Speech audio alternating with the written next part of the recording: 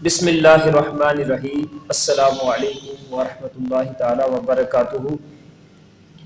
آج ہم آپ کو نماز عید الفطر کا طریقہ بتائیں گے کہ ہم نے نماز عید الفطر کو کس طریقے سے ادا کرنا ہے۔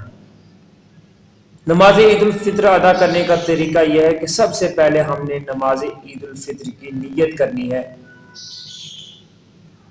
کہ نیت کرتا ہوں میں 2 رکعات نماز عید الفطر کی واجب زائد 6 تکبیروں کے ساتھ واسطے اللہ تعالیٰ کے منہ میرا خانہ کعبہ شریف طرف اللہ اکبر۔ جب امام صاحب تکبیر تحریمہ کہیں گے اللہ اکبر تو دونوں ہاتھوں کو ہم نے کانوں کی لو تک اٹھا کر ہم نے دونوں ہاتھوں کو ناف کے نیچے باندھ لینا ہے۔ اس کے بعد ہم نے ثنا پڑھنی ہے۔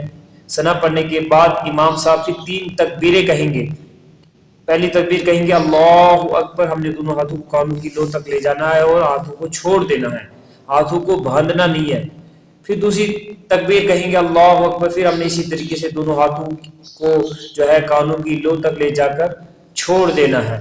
پھر امام صاحب تیسری تکبیر کہیں گے اللہ اکبر، تو ہم نے دونوں ہاتھوں کو اٹھا کر کانوں کی لو تک لے جانا ہے اور ہاتھوں کو ناف کے نیچے باندھ لینا ہے۔ اس کے بعد تعوذ و تسمیح پڑھی جائے گی اور امام صاحب کسی سورہ فاتحہ اور سورت کی تلاوت فرمائیں گے۔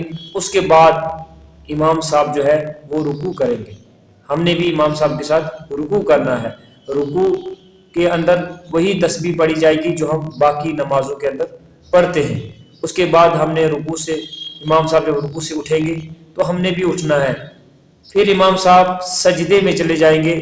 دونوں سجدے مکمل کرنے کے بعد امام صاحب پھر دوسری رکعت کے لیے کھڑے ہو جائیں گے، تو ہم نے بھی امام صاحب کے ساتھ ہی دوسری رکعت کے لیے کھڑا ہونا، اور دوسری رکعت میں جب امام صاحب کھڑے ہو جائیں گے تو امام صاحب پھر سورہ فاتحہ اور کسی سورت کی تلاوت کریں گے۔ اس کے بعد امام صاحب پھر 3 تکبیریں کہیں گے۔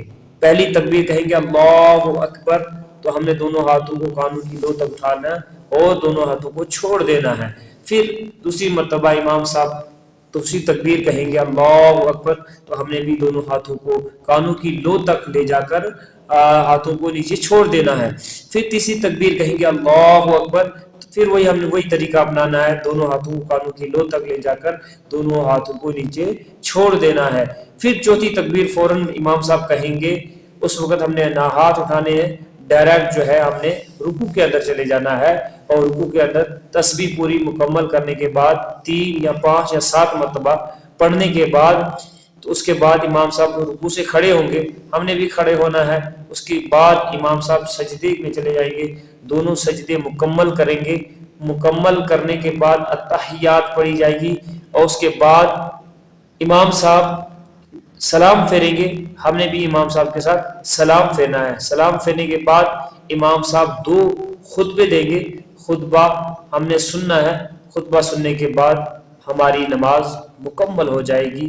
اللہ تبارک و تعالی ہم سب کو دین مصطفیٰ سمجھنے کی توفیق عطا فرمائے۔